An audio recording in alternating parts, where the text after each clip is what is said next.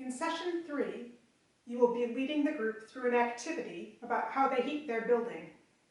It will help them think about whether they are using the right strategy, whether their building is underused, and what changes could be made that might make it more useful for their local community. The activity looks a bit like a board game, but with no turns and no winners. It's just a way of visualizing a typical week in the life of the building. You will need a large, rough drawing of the building's floor plan that shows the major spaces with entrances and routes to the different areas.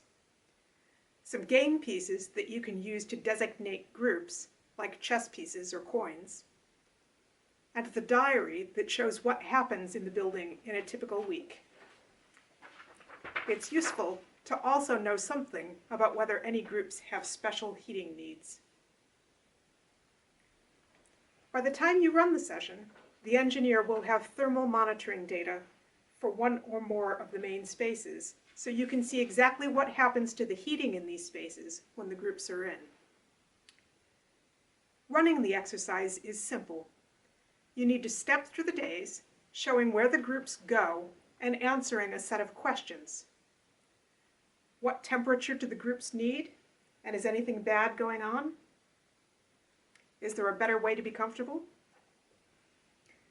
And could we meet more community needs by making changes?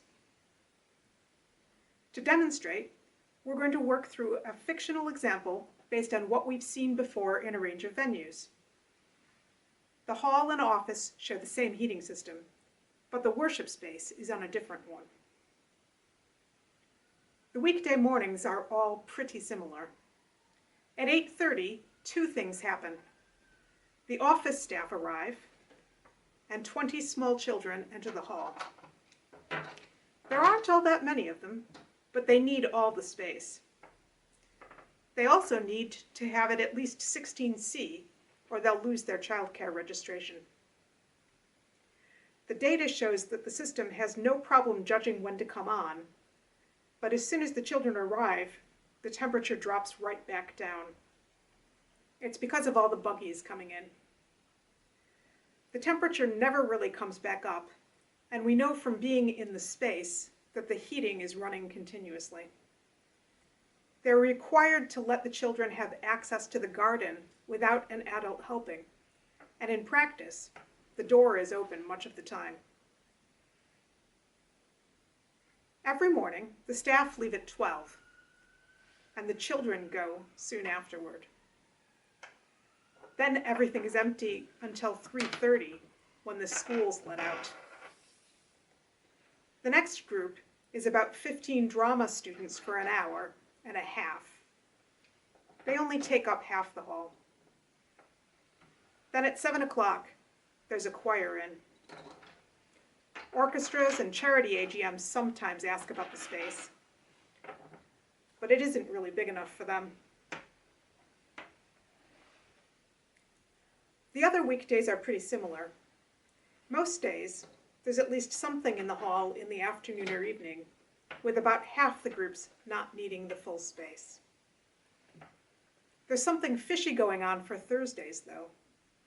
The hall is unusually cool for the afternoon hire, and then in the evening, the way the heating rises looks weird on the trace.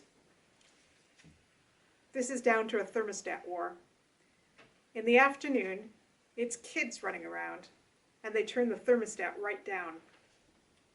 Then the adults in the evening are cold because they are doing gentle exercises on the floor, so they bring in space heaters.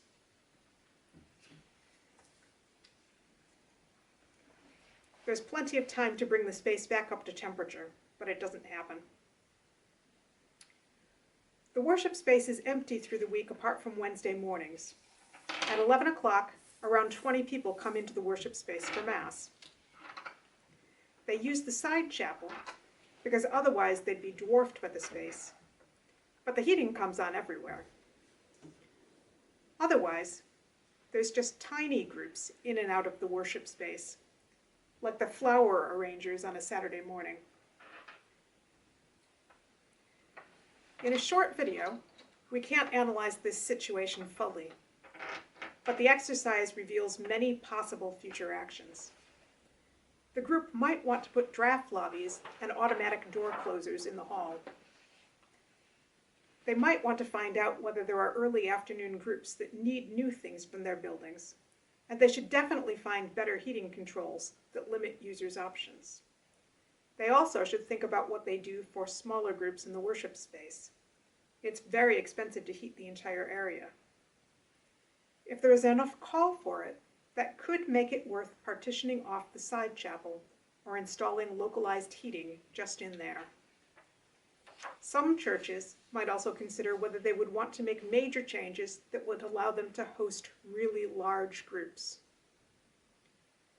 Although some of these actions might be obvious to individuals in the group and the wider community, they won't all be, and it's difficult to mobilize groups to work through the options.